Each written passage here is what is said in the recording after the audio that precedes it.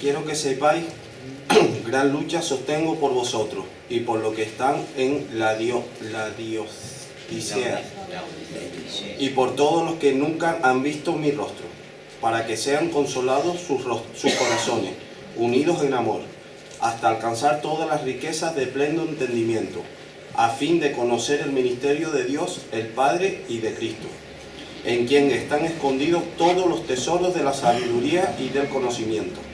Y esto les digo, para que nadie os engañe con palabras persuasivas, porque aunque estoy ausente en cuerpo, no obstante en espíritu estoy con vosotros, gozándome y mirando vuestro buen orden y la firmeza de vuestra fe en Cristo. Por tanto, de la manera que habéis recibido al Señor Jesucristo, andad en Él, arraigados y sobreedificados en Él, y confirmados en la fe, así como habéis sido enseñados, abundando en acciones de gracia. Amén. Bueno, primero una pregunta a todos ustedes. ¿Cómo sigue vuestro ayuno? ¿Mal? Vamos a ver. ¿Ah? Difícil, ¿verdad? Bueno, pero tenemos que concentrarnos y lograrlo, ¿no? ¿Lo vamos a lograr o no? Sí. Pues eso sí, ¿eh? Y si tenemos que volver a empezar hoy, volvemos a empezar. Pero sí que lo vamos a lograr. Y yo lo repito, parece que hace falta 21 días para que uno se acostumbre a una cosa y coja una costumbre. Y yo creo que es la mejor costumbre que podemos adquirir, forzándonos y tratar de justamente no decir cosas malas de nadie. Y eso es muy importante, ¿verdad? Bueno, yo quisiera hacer esta mañana otra pregunta. ¿Ustedes aman a su iglesia? Es una curiosa pregunta, ¿no creéis? ¿No? No sé si ustedes se pararon un día pensando en ello. ¿Amo yo a mi iglesia? No sé si os habéis preguntado eso muy a menudo. Sería interesante, ¿no?, de saberlo. ¿Amo yo a mi iglesia? ¿Saben? Cuando mi esposa me pregunta, ¿tú me quieres?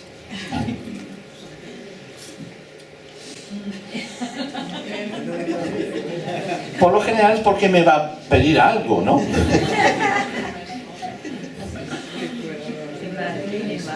Sí, que no tiene nada que ver si la quiero o no, pero como quiere pedir algo, entonces viene ahí y dice, ¿tú me quieres? Y dice, bueno, pues eso, ¿no? Bueno, pero si es simplemente así, pues nada. Yo le respondo, ¿qué quieres que haga? Bien, pero puede ser que la intención sea un poco diferente, ¿no? Entonces dice, tú me quieres porque simplemente le gusta que se le diga esto con mi boca. Porque parece ser que a las mujeres les viene bien oír esto por los oídos. Y nosotros, pues, lo vemos con los ojos, pero no con los oídos. Somos un poco distintos, ¿verdad?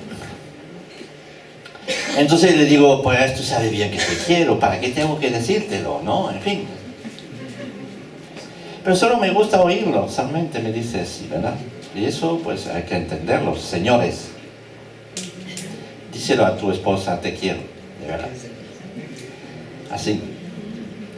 Pero podría ser a un grado más preocupante, ¿no? Es decir, tú me quieres porque realmente pone en duda tu amor, tu amor por ella. ¿Estáis de acuerdo? Y dudando de este amor, entonces es el momento de contratar un consejero matrimonial. Porque si duda de tu amor, entonces ya me hace complicado, ¿verdad? Algo va mal ahí al fondo. En todo caso, tendremos que prestar atención a la pregunta y preguntarnos, ¿por qué me pregunta eso? ¿Cuál es su intención detrás de todo eso? Bueno, es interesante de ver que Jesús también hizo la misma pregunta a Pedro, ¿no? Dice, ¿tú me quieres? ¿Tú me amas? Hemos hablado muchas veces de esta conversación que tuvo con Pedro, ¿no?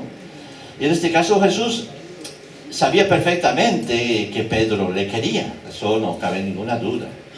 Sin embargo, él quería sanar el corazón de Pedro. El discípulo le había negado 3 veces y Jesús tenía que sanar esto en su corazón. Así que la intención de esta pregunta era más allá, y va más allá todavía que todas las que podamos hacer. No es que Jesús no lo sabía, sabe todo Jesús. Jesús no duda del amor de Pedro, estoy convencido que Pedro le amaba, de verdad.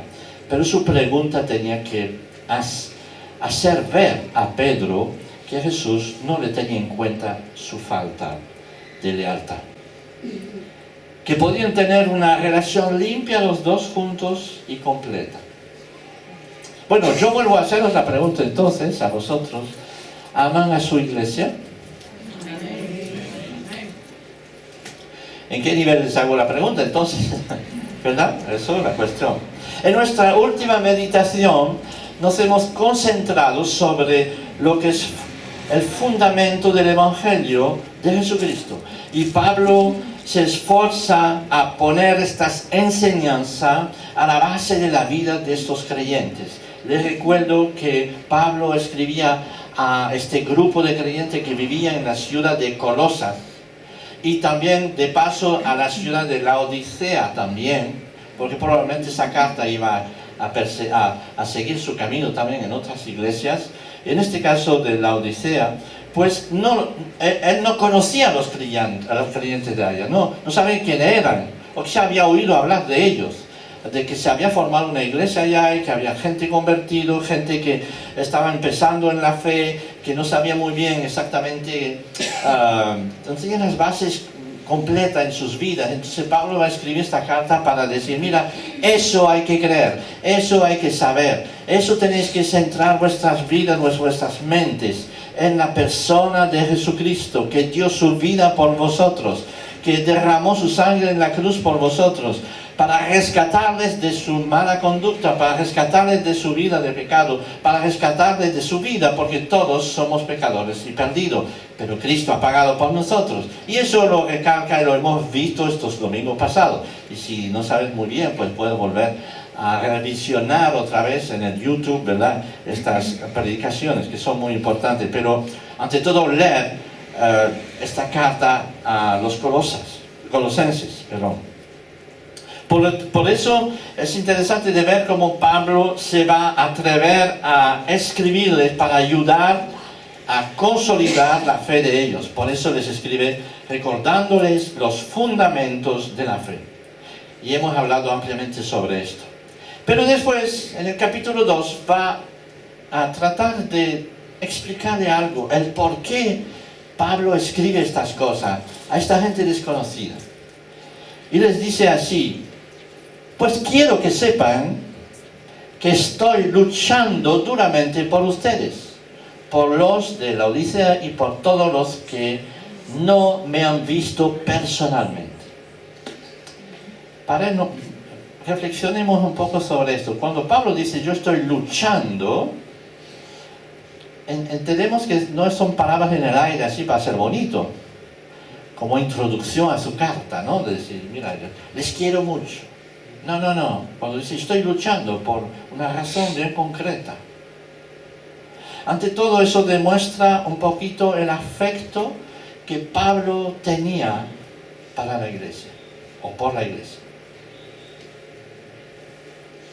Si les preguntara a ustedes cómo les gustaría que fuera vuestra iglesia, la comunidad a la cual ustedes pertenecen, seguramente tendríamos muchas respuestas muy interesantes. Yo no sé si tú puedes tratar de visionar y de pensar y de reflexionar. A mí me gustaría que mi iglesia, a la cual soy miembro, participo, fuera así y así, ¿no? Seguramente que la respuesta que ustedes me darían a mí sería no solamente interesante, pero se dice así, retadora, ¿no? Nos reta a hacer algo, ¿no?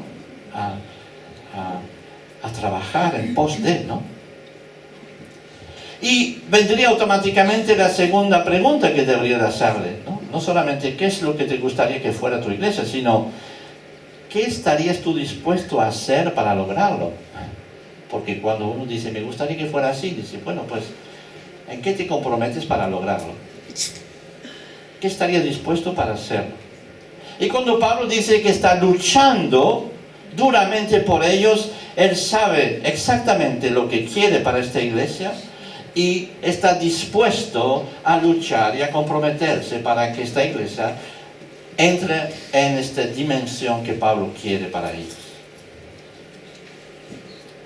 Y eso es lo que quiere hablar en este pasaje. Estos 7 versículos son absolutamente extraordinarios en ese sentido, porque nos muestra la dinámica, el fuego que tenía Pablo por la iglesia, o por las iglesias. ¿Y cuáles son los motivos por los cuales Pablo está luchando? Porque luchar por algo que no sabemos es una estupidez, ¿estáis de acuerdo? Yo voy a luchar, pero no sé qué. Yo vengo, me siento los domingos así, y me voy para casita, y toda la semana estoy pensando en mis problemas, mis cosas, y no sé qué. Y cuando me hablaban de lucha, pues estoy luchando por mis problemas, y no sé qué, no sé cuánto. Y poco tiene que ver con la iglesia a la cual tú formas parte, ¿no crees? Entonces Pablo le va a situar realmente dónde se sitúa su lucha, dónde está su mirada puesta en la lucha, qué es lo que quiere para esta iglesia. Es como cuando uno lucha sin saber por qué. Es como, imagínate un soldado, ¿no?, que está en la guerra con su fusil y dice, bueno, hago parte del batallón, pero no sé en qué guerra me he metido. Y dice, ¿a qué sirve esto que estoy haciendo, no? Sé que hay un enemigo, pero ni sé por qué es el enemigo mío. Supone que la gente que está con un fusil y obedeciendo a órdenes sabe por qué lo está haciendo, ¿verdad? Se supone. A veces ni siquiera es así. Pues veo que en las iglesias muchas veces la gente hace parte de una iglesia, pero no sabe por qué está. Pero Pablo va realmente a decir, yo estoy luchando para una razón bien precisa.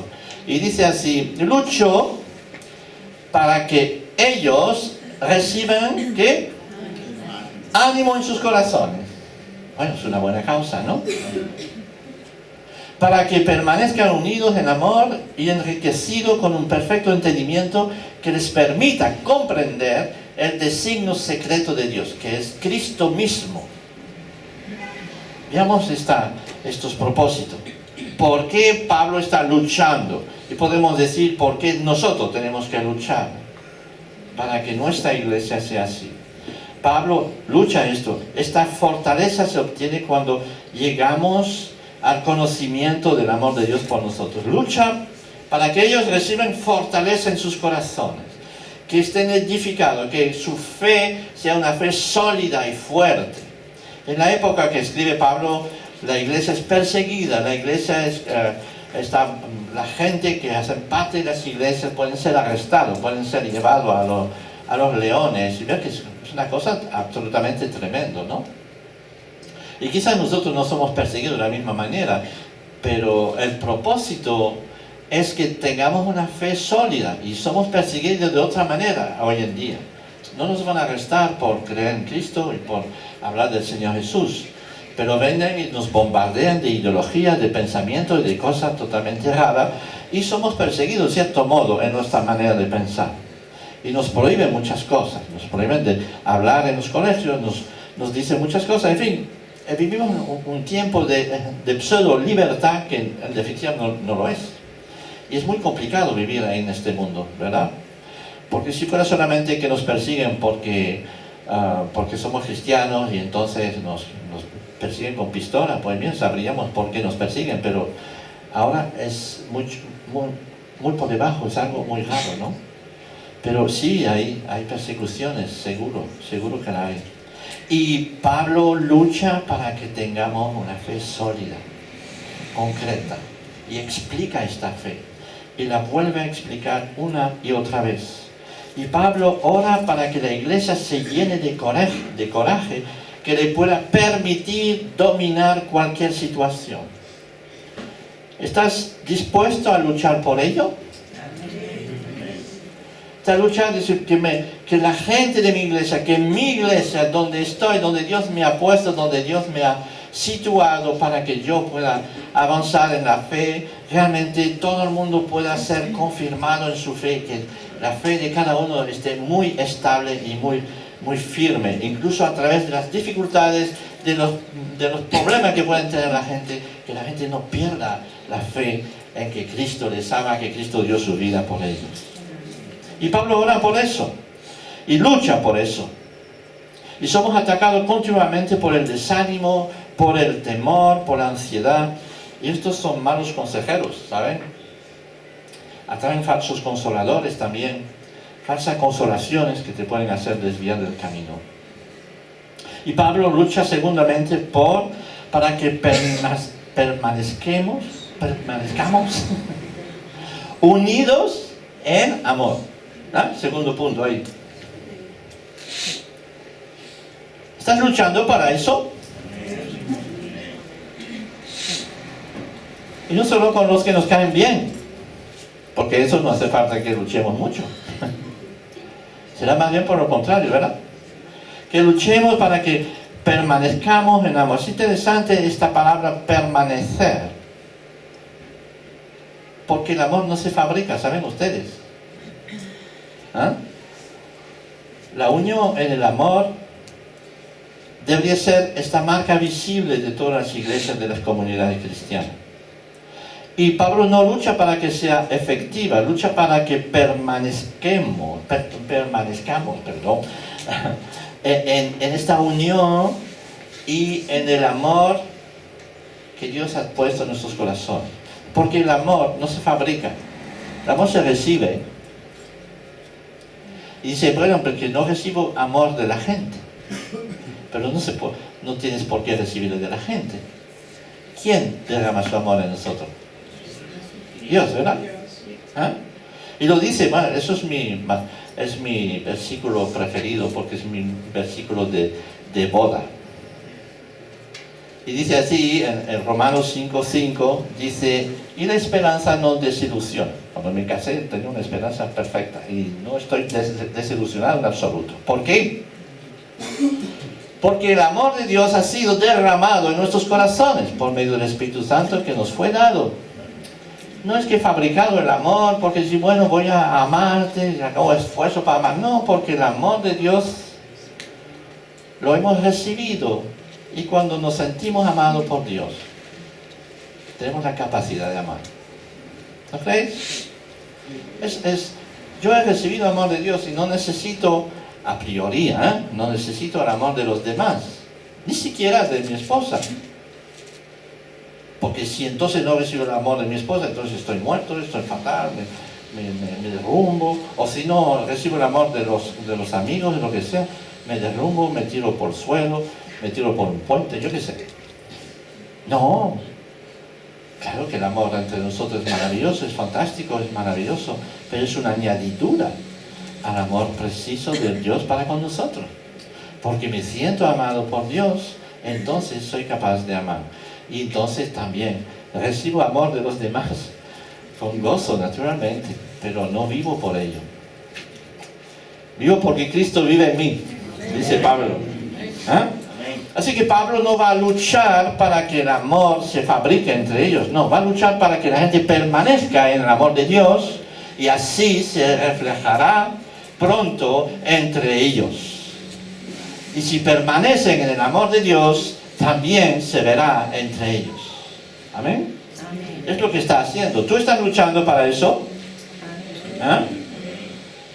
Y el tercer punto, dice Pablo, dice aquí, enriquecido con un perfecto entendimiento. Dice así, cambia por favor, dice, encontrarnos a ciertos cristianos, no, eso no es, ¿no hay un versículo antes? ¿Sí?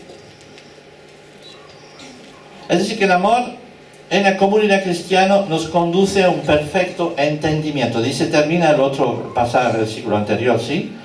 Y la verdad une, el amor divide.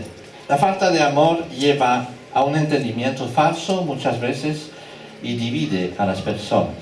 Bueno, hay un comentario que he visto, que he recibido ahí, en el guión que estoy leyendo, o el comentario sobre este pasaje que he leído, un comentario de un tal G. A Peré, no sé quién es, pero bueno, da igual, me parece su comentario muy acertado. Dice así: encontramos a ciertos cristianos súper espiritual que están dispuestos a dividir la iglesia porque, según sus normas, algunos de sus hermanos no son lo suficientemente espirituales o santos. Si son mayoría, entonces excluyen a los indignos.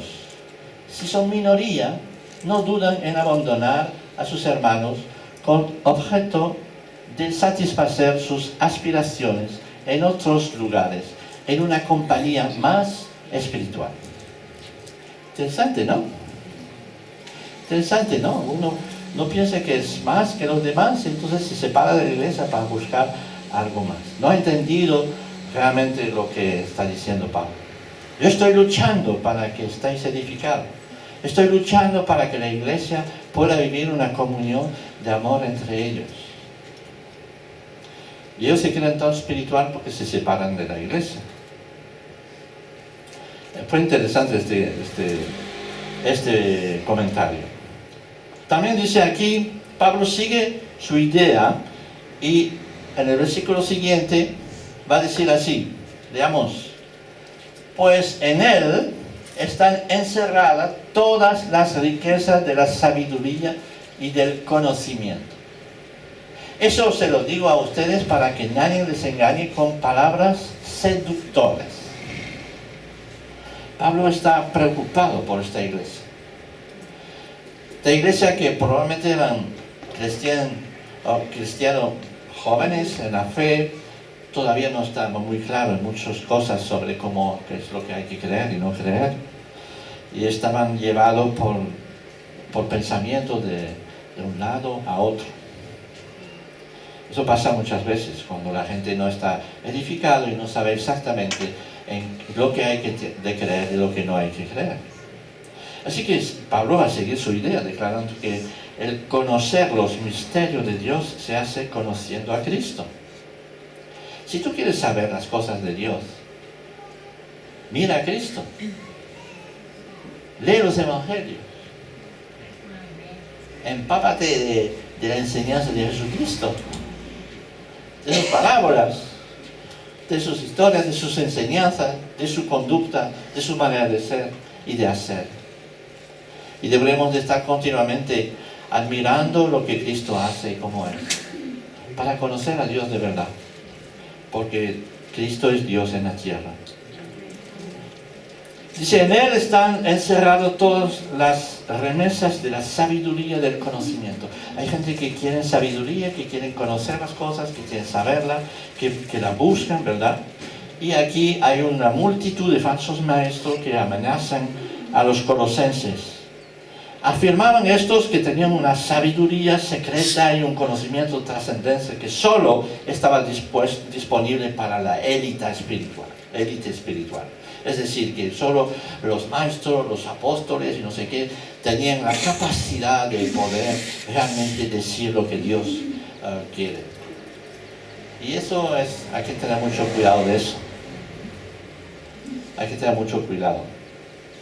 A diferencia de ellos, Pablo declaró que toda la riqueza de la verdad necesaria para la salvación, para la santificación y la glorificación se halla en Cristo Jesús, quien es Dios revelado.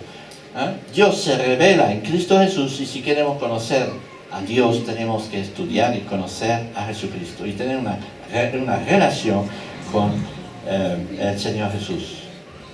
Actualmente hay tantas personas que pretenden recibir revelaciones de lo alto, incluso en las iglesias, ¿saben?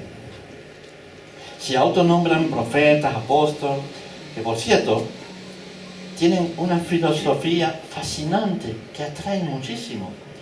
Y sin embargo, están engañando a mucha gente. Por eso es bueno y es absolutamente necesario que nosotros volvamos a la palabra de Dios. Volvamos a lo que está escrito. Es interesante este pasaje y las tentaciones de Jesús en el capítulo 4 de Mateo, creo, si no me equivoco. Y Jesús está en el desierto. ¿Conoce esto, no?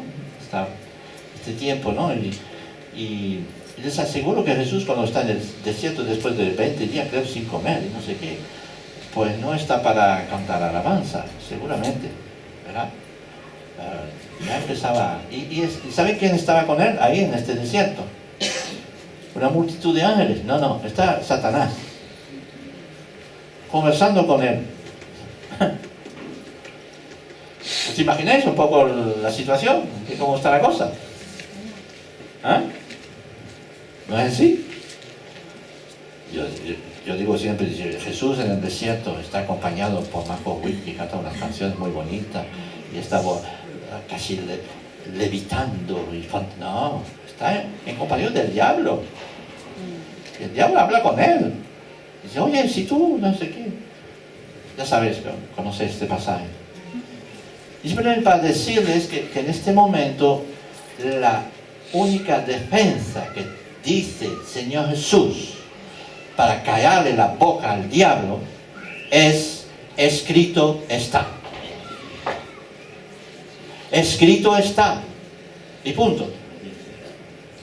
Y les aseguro que a veces el diablo incluso coge la palabra de Dios y la tuerce y la mete en un contexto diferente.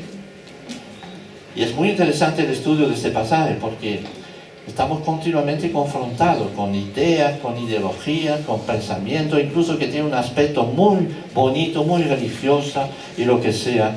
Y después tenemos que decir, escrito está, ¿saben? Incluso no sé cómo explicarlo, pero escrito está. Y no puedo hacer otra cosa. Así que está lo que está diciendo, ¿no? Lo dice Pablo a esta iglesia: es necesario que ustedes se edifiquen de verdad. En él está encerrado toda la sabiduría del conocimiento. Y los falsos maestros que trataban de dividir y de desorientar a los colosenses tenían que ser absolutamente puestos en cuestión por la palabra de Dios. Y Pablo sale al paso de estos brujos, ¿no?, de la nueva era, que pretenden tener revelaciones divinas y sabiduría de lo alto, cuando en realidad son conducidos por Satanás y se hacen sus falsos profetas. Y lo mismo muchas veces incluso pasa lo mismo en la iglesia. Dice, el Señor me habló, me dijo, no sé qué, no sé cuánto, y dice, wow, a ver, escrito está.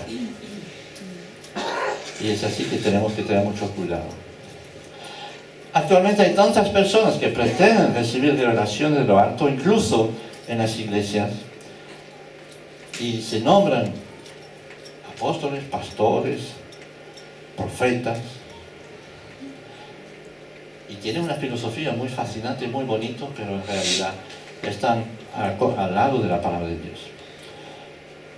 Pablo nos dice, en Cristo lo tenéis todo.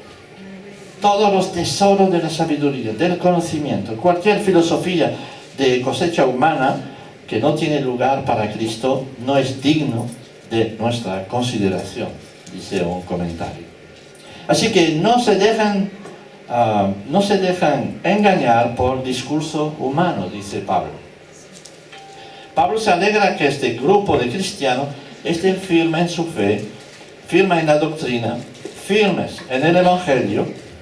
Y después sigue el pasaje que nos toca esta mañana. Dice, pues aunque no estoy presente entre ustedes en persona, lo estoy en espíritu. Y me alegra ver que tienen orden y que se mantienen firmes en su fe en Cristo. Dos cosas. Pablo ha oído y sabe que esta iglesia tiene dos cosas. Primero, orden. Y segundo, que su fe está depositado literalmente en Cristo. ¿No es así? Pablo le está diciendo, aunque estaban firmes, Pablo lucha para que no se dejen engañar por falsos profetas, falsas enseñanzas. Se refiere a el orden, ¿no? Al orden que tienen ellos. El orden es un valor inestimable, es fantástico. Cuando una iglesia anda en orden, no significa que anda bajo unas leyes, y lo veremos después, quizá el próximo domingo cuando pasamos más tarde, Pablo lo va a explicar. Este orden nada tiene que ver con un legalismo, yo qué sé, una historia así. Este orden dice no, que en esta iglesia hay libertad, pero todo está centrado sobre la persona de Cristo. Eso es el orden que Dios quiere. Y mantienen su fe en Cristo. Se refiere al orden, se refiere a la... Es una imagen, una metáfora, ¿no?, sobre los militares, ¿sabes? Los militares andan ordenadamente, ¿no? No cada uno por su lado y ya es la fiesta y todo el mundo va por su lado. En los militares hay un orden, ¿no? ¿Estás de acuerdo? Son llevados y Pablo dice, no, somos el cuerpo de Cristo y la cabeza es Cristo y nosotros tenemos que estar bajo sus órdenes. Si bien tenemos cada uno dones diferentes, sí tenemos que andar bajo sus órdenes. Hay un orden que Cristo ha establecido también en la iglesia. Y dice, para resistir contra las infiltraciones de las falsas doctrinas.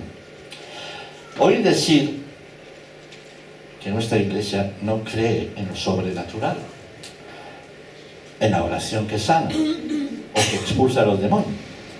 Y les tengo que decir, nada más falso que esta afirmación. Creemos en lo sobrenatural, en lo incomprensible, y Dios no terminará nunca de asombrarnos por lo que hace. ¿No crees? Así que nos dejaremos asombrar, porque lo sobrenatural es lo que no entendemos. O que quizá entendemos y pensamos que no es sobrenatural. Yo, una persona que de repente es interpelado por Cristo y que se convierte y se arrepiente y viene a los pies del Señor, eso es la cosa más sobrenatural que puede haber. ¿No creéis? Que una persona se sane porque hemos orado por ello, pues sí, es sobrenatural, pero no significa que va a ir al cielo después. ¿No creéis? Es que lo más importante es que la persona se convierta a Cristo y reciba al Señor en su corazón. Y eso es lo más sobrenatural que hay, porque lo natural es que no haga eso. Y lo sobrenatural es que lo haga. Y la persona que realmente cree en Cristo Jesús y que viene a sus pies no es natural. Es sobrenatural cuando lo hace. Y si estamos aquí es que hemos pasado por un proceso sobrenatural de Cristo. Amén. ¿Verdad? Así es. Y lo mismo para orar por las personas, lo mismo de ver este espíritu maligno que a veces habita en las personas, pues creemos en ello porque la Biblia lo dice. Así que nada más falso que esto. Y les invito a que vengan a los cultos de oración para orar por los enfermos, para los que tienen problemas, que tienen ataduras. Pero claro, hay que hacer el esfuerzo de venir, ¿eh? Y de estar con tus amigos y con tus hermanos para orar de forma concreta para estas cosas. Yo creo que hay un tiempo para todo, un tiempo para alabar a Dios, para escuchar a Dios, un tiempo para orar, un tiempo para enfrentarnos a los espíritus malignos. Y todo eso se tiene que hacer en un orden. Pablo dice, en orden y en fe en el Señor Jesús. Amén. ¿Ah? Así que si quieres que oremos por ti para una curación, pues ven los lunes, apúntate. Y Pablo va a tomar, para terminar, la imagen de la naturaleza. Dice después en el último versículo, dice así, por eso, habiendo recibido a Jesucristo como su Señor, deben comportarse como quienes pertenecen a Cristo, con profundas raíces en Él, firmemente basado en Él por la fe, como se les enseñó, y dando siempre gracias a Dios. Aquí en este versículo también tenemos varias ideas, ¿no? La idea de poner nuestras raíces en la enseñanza de la palabra de Dios. Una persona que no tiene raíces se deja llevar por muchas cosas. Pero cuando uno busca realmente establecer su fe, su confianza en lo que está escrito, y para ello la iglesia tiene que estar dispuesto a enseñar, a redarguir y a estar ahí. Y Pablo lucha para que la iglesia sea así, una iglesia que enseña los fundamentos y que la gente pueda realmente buscar en la palabra de Dios. La iglesia fiel es la que pone al centro de sus pensamientos ser como Cristo. Quiero ser como Cristo. ¿Quieres ser como Cristo? ¿Ah? ¿Y sabes cómo es Cristo? Pues hay que estudiarlo, hay que mirarlo, descubrirlo cada vez más. Amén. Así que una iglesia fiel es una iglesia que busca su conocimiento, escudriñando las Escrituras y la revelación del Espíritu Santo a través de las Escrituras. Porque si tú buscas al Espíritu Santo no a través de las Escrituras, es probable que sea otra cosa que te esté hablando. A lo mejor tú mismo, tus propias ideas, tus propios pensamientos que te vienen ahí y después los interpreta como viniendo del Espíritu Santo, que no es así, ¿verdad? Pero cuando el Espíritu Santo te habla, siempre te habla a través de su palabra. Y su palabra te va a decir, y tú vas a sentirlo y vas a emocionarte, ojalá fuera así, cuando el Señor te habla de esta manera, porque habla a tu corazón a través de las Escrituras. Para terminar, dice Pablo, nos conduce todo eso en una continua actitud de alabanza. Dando siempre gracias a Dios. Me entristecé un poco esta mañana porque nadie quiso venir, decir, tengo algo que decir gracias al Señor. Primero, siempre deberíamos levantar y decir, gracias Señor porque me has salvado. Gracias Señor porque has dado tu vida por mí. Gracias Señor porque realmente eso es lo que creo, está la base de mi vida. No hace falta decir más, pero creo que es bueno que lo podamos exteriorizar y decirlo. Le tapamos a las dudas que el diablo quiere poner en nuestros corazones. Cuando empezamos a decir, yo creo en el Señor Jesús y le doy gracias por haber dado su vida por mí. Amén. Y eso es una forma de callarle la boca al diablo, de oponernos a sus pensamientos que no son de Dios. Dios nos ha prometido que todo aquel que en Él cree no se pierde, más tiene vida eterna. Y debemos decirlo todos los días, Señor, creo en ti, yo sé que tengo vida eterna, ahora ayúdame a vivir este día completamente entregado a ti. Amén. Así es. Así que Pablo termina así, dice así este tema. Un comentario también que quisiera darles, dice, el Evangelio no necesita ser suplementado. En cualquier caso, no admite añadidura. La palabra de Dios no admite añadirle cosas.